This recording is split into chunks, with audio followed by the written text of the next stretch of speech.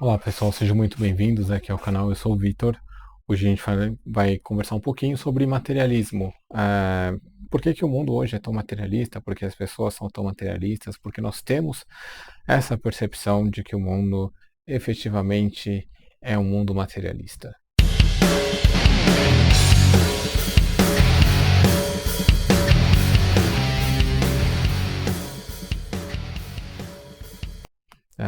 É interessante a gente observar que, pelo menos aqui no Ocidente, não foi sempre assim. Quando a gente faz observações sobre antiguidade, povos mais antigos, a gente sempre vai ver que todo mundo tinha uma religiosidade, as vidas eram, em grande medida, conduzidas por orientações da divindade, voltadas para a vida eterna. E isso mudou. Hoje ninguém mais tem uma conduta de vida voltada para a vida eterna.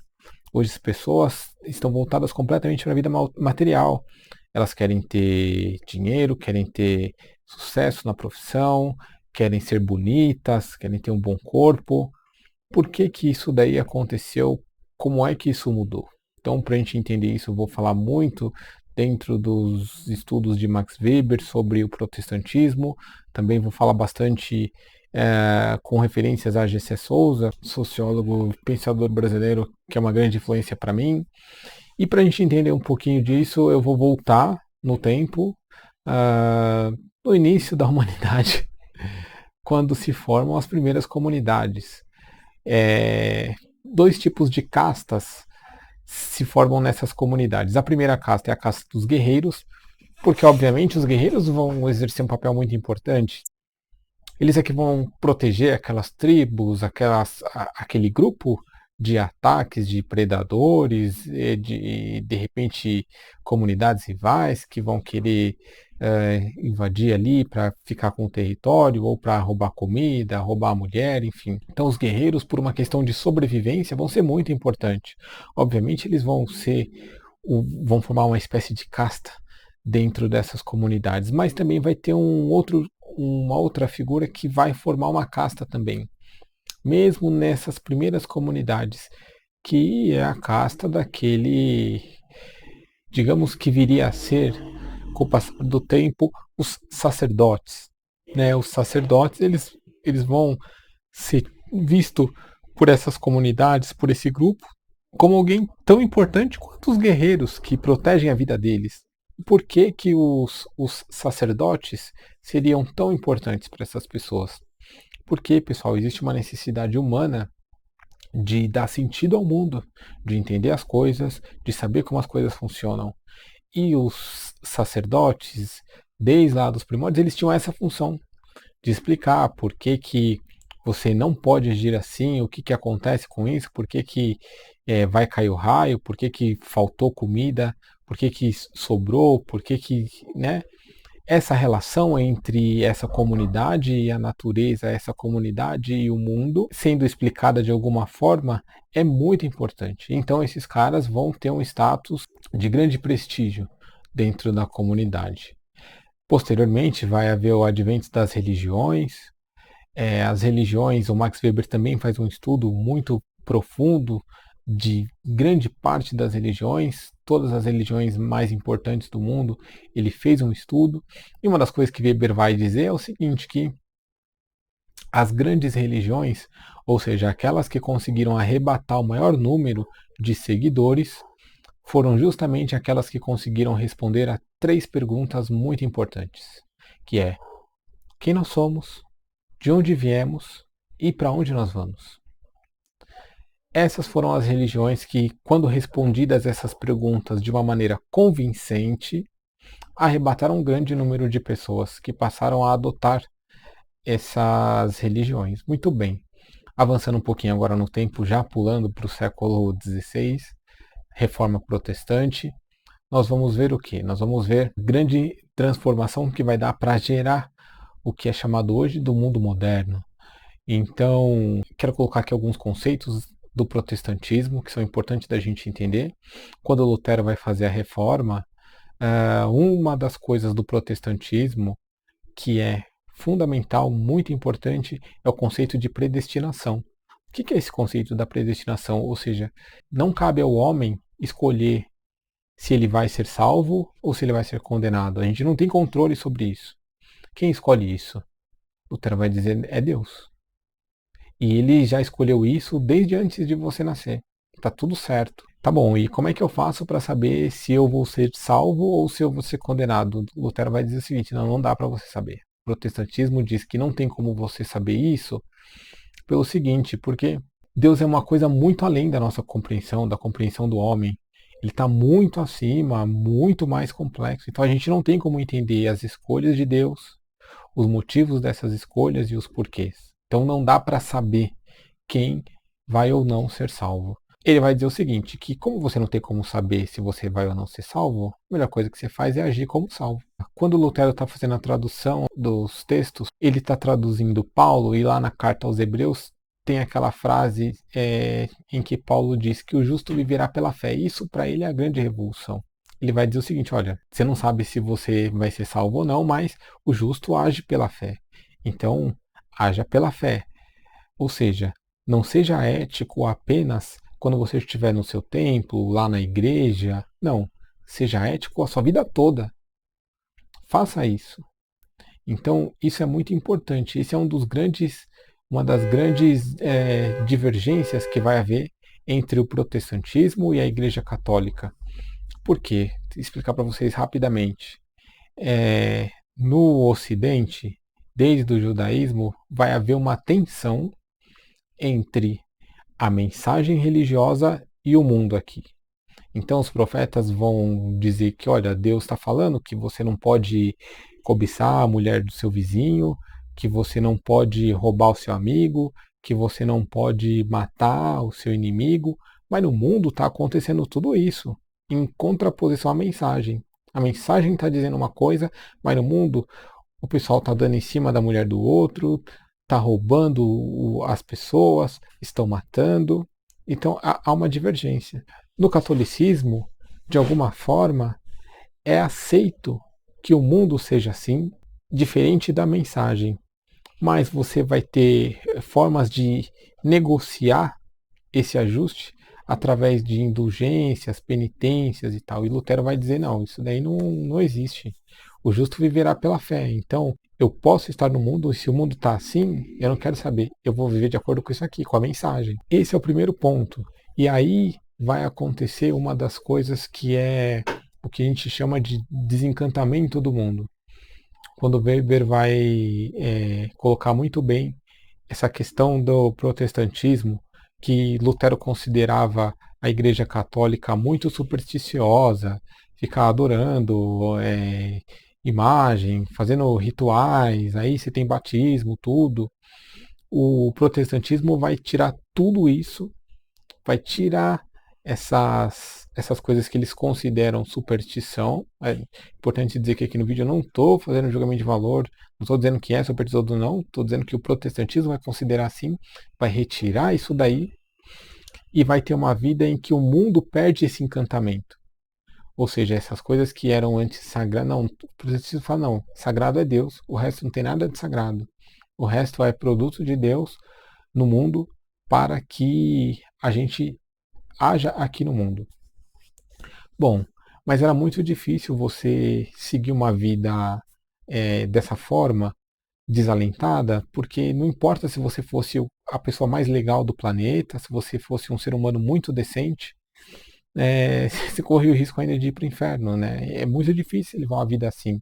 E todo mundo nessa época sabia que você ia para um desses lugares, ou para o inferno, ou para o paraíso, né? Ou você ia ser salvo, ou você seria condenado.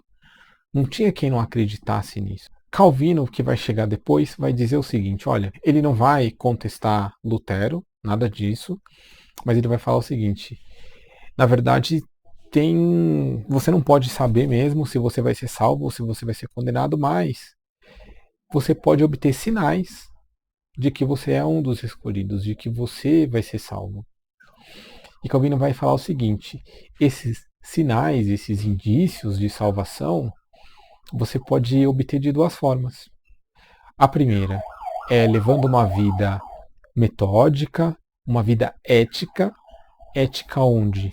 No templo? Não. ética no seu trabalho, na sua profissão, sendo o melhor profissional que você puder ser. E se você tiver sucesso dentro da sua profissão, é um sinal de que você é um dos escolhidos. Se você estiver transformando o mundo através das suas obras, que vão se dar na profissão, de acordo com a sua vocação, é um sinal de que você pode ter sido um dos salvos.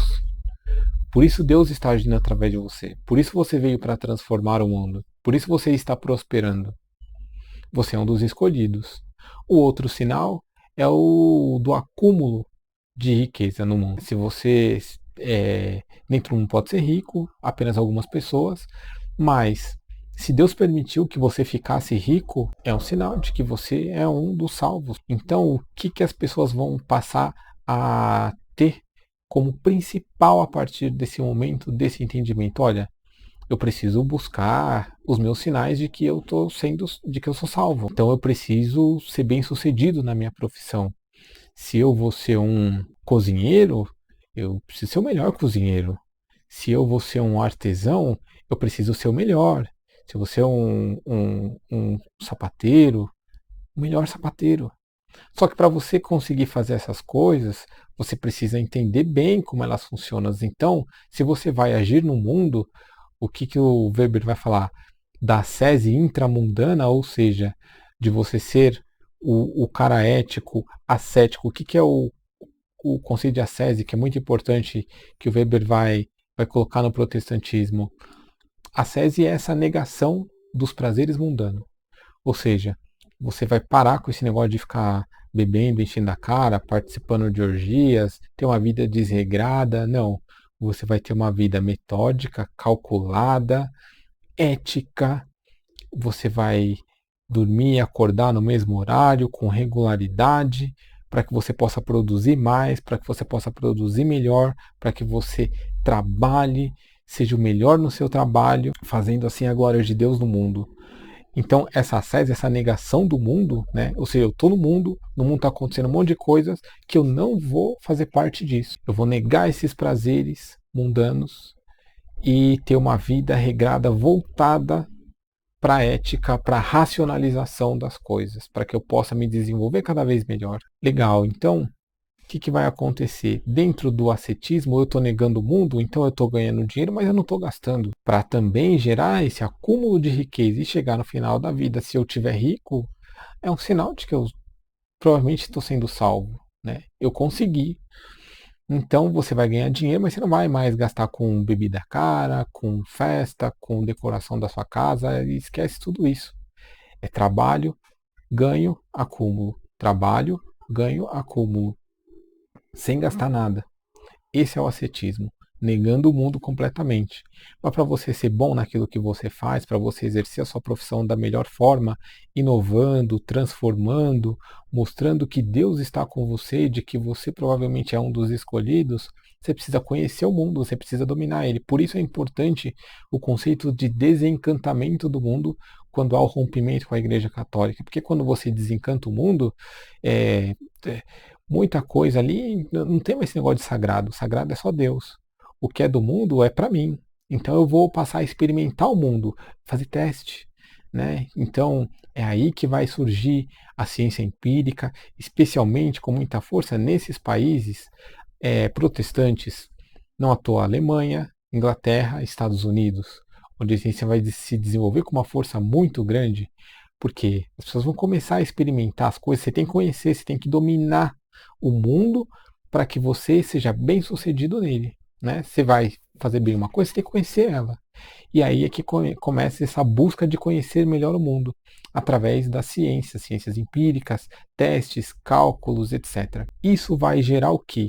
A partir do momento que a ciência começa a se desenvolver e ela passa a dar uma explicação para as coisas, você consegue fazer cálculos, você consegue entender as coisas como elas funcionam, a religião, conforme a ciência vai crescendo, a religião vai diminuindo, porque quem vai passar a explicar as coisas não é uma história de Deus, de criação divina, o mistério, não. Tudo demonstrado, tudo prático, tudo racionalizado, de forma que você pode compreender.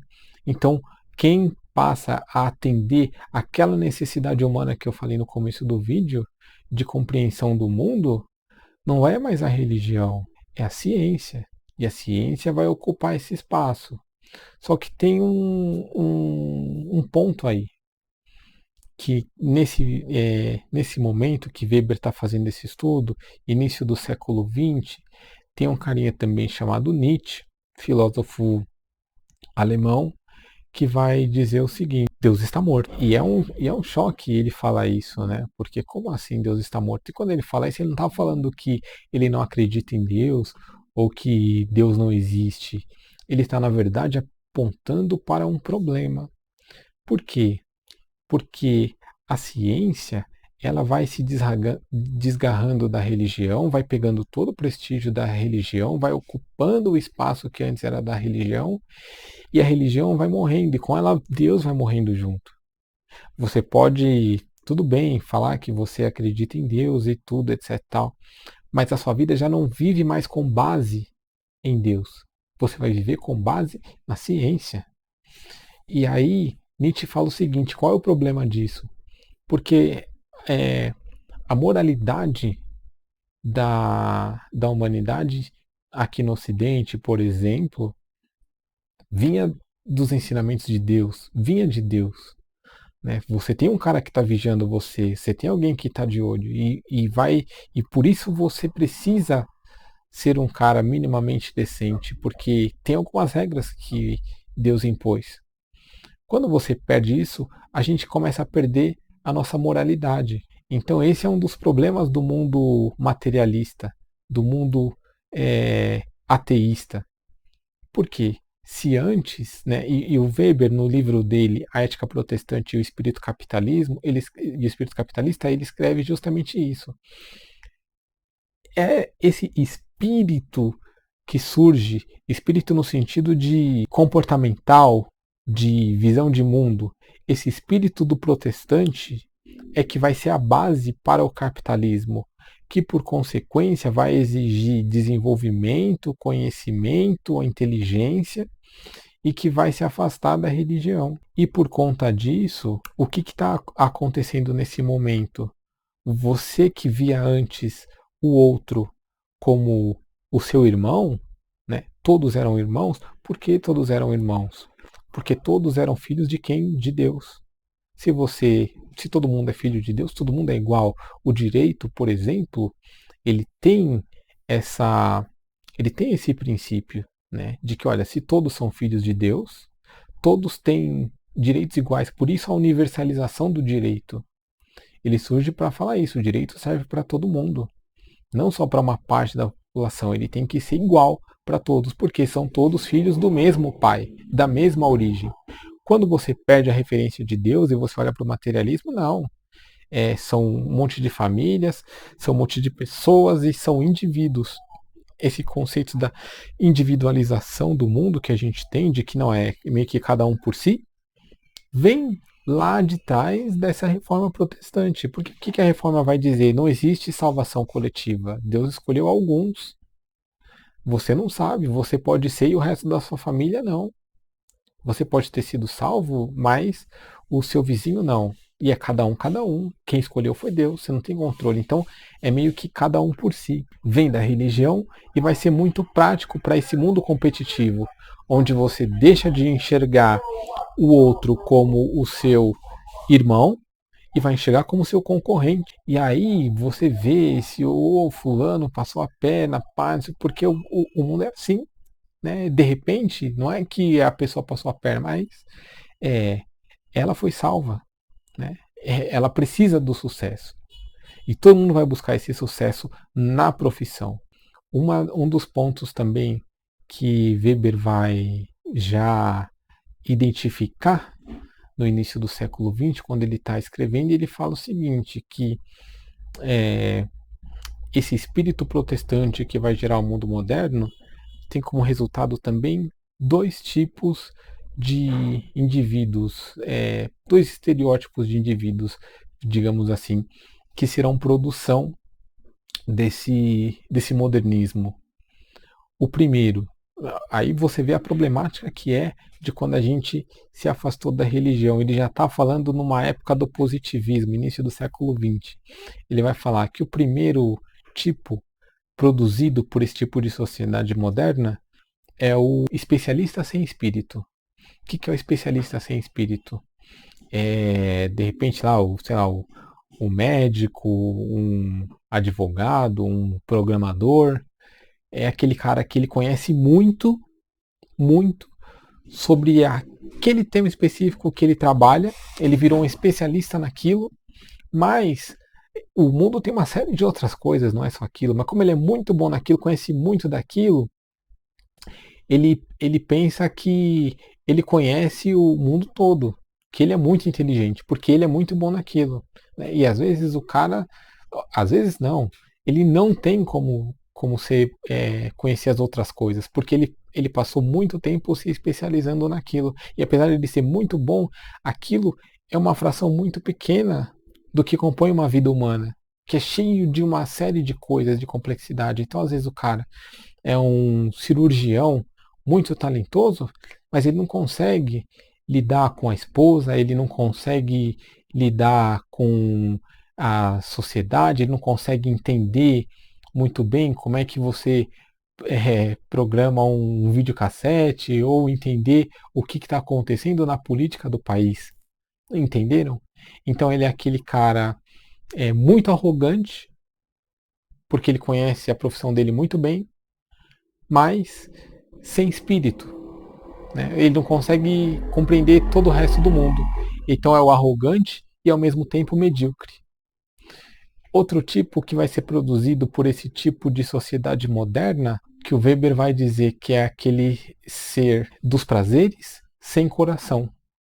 Ou seja, vai produzir essas pessoas que vão estar com uma vida voltada para as sensações, para os prazeres, para a próxima aventura, ou seja, para conhecer um parceiro novo o tempo todo trocando de parceiro, para fazer a sua próxima viagem, conhecer os lugares, experimentar coisas e tal, sem desenvolver sentimentos, afetos, relações profundas, porque você não para em lugar nenhum, você está sempre viajando, ou porque você está sempre trocando de parceiro, porque você está com o seu foco nas coisas superficiais do mundo, nos prazeres do mundo, justamente porque que você está nisso. Você quer experimentar o máximo do mundo e das coisas que o mundo pode trazer aos seus sentidos corpóreos, justamente por quê?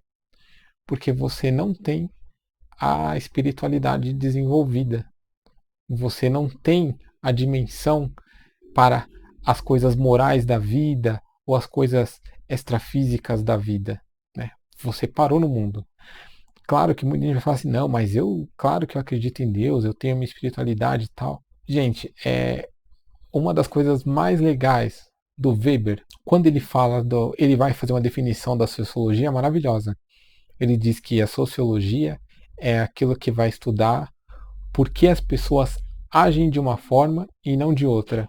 Ou seja, a sociologia não está interessada em saber o que você tem na sua cabeça, o que você pensa sobre você, o que você acha. O que a gente acha sobre a gente é uma fantasia. Não, eu acredito em Deus, eu tenho isso, eu tenho aquilo. Isso é uma fantasia, né? O que interessa, o que vai mostrar o que você realmente acredita é a forma como você vai agir efetivamente, né? Ah, não, para mim, eu não tenho nada de racismo, eu nasci no Brasil, mas eu não sou racista e etc e tal. Isso é uma coisa que você tem na cabeça, né? Mas se você tiver vindo à noite na rua, na calçada, você que não é racista e que vê todo mundo igual, dependendo de quem estiver vindo na sua direção, você vai atravessar a calçada. Isso é sociologia. É você entender como as pessoas agem, não o que elas pensam, isso daí não interessa. Enfim, esses são os dois tipos de indivíduos produzidos por essa sociedade moderna. É o especialista sem espírito e o homem dos prazeres sem coração, que vai numa interlocução aí também com Kant, que é esse sujeito pequeno, o apequenamento do sujeito, né? Kant já estava falando disso, essas pessoas apequenadas. Isso é um produto dessa sociedade moderna, né? Gente que vai nascer para trabalhar. Então, você provavelmente tem no seu trabalho, ou talvez você mesmo, pessoal que tem filho pequeno, a preocupação dessas pessoas é colocar o filhinho numa escola que vai ensinar a criança no pré a falar o idioma imperialista, ter que aprender inglês, tem que ser bom nisso, tem que ser bom naquilo, ou seja, você já tem os filhos projetando e criando seus filhos para que eles trabalhem, para que eles tenham sucesso na profissão, que vai enriquecer, obviamente, o dono da empresa, mas a gente já nasce com esse conceito. Ninguém está preocupado em que o filho aprenda, por exemplo, os conceitos morais de alguma religião, seja o cristianismo, seja qualquer outra. Ninguém está preocupado que o filho conheça de filosofia, das artes, do mundo. Não, a pessoa está preocupada que, olha, se meu filho conseguir começar a programar com 12 anos, meu, eu choro de orgulho. Por quê? Por conta dessa ideia que nós temos hoje, que começou na religião, né? Mas a religião foi ficando para trás e a gente começou a absorver o mundo, pela matéria. Justamente por conta disso é que a gente tem uma sociedade tão materialista, tão voltada para as aparências, tão voltadas para o mundo, para o sucesso e não para a salvação. Então esse vídeo aqui não foi para dizer que uma religião ou outra tem a razão, ou que Deus existe ou não, ou que há ou não salvação. É só para a gente entender como aquilo que as pessoas acreditam de uma forma consciente ou não vai ditar o comportamento delas, e por isso antigamente elas viviam de uma forma que morreu, e que hoje, por elas acreditarem ou não acreditarem em certas coisas, o comportamento é completamente outro. Espero que vocês tenham gostado do vídeo. Crítica, sugestão, qualquer dúvida, só escrever aqui embaixo, me mandar mensagem, prometo responder a todos. Um grande abraço e até a próxima.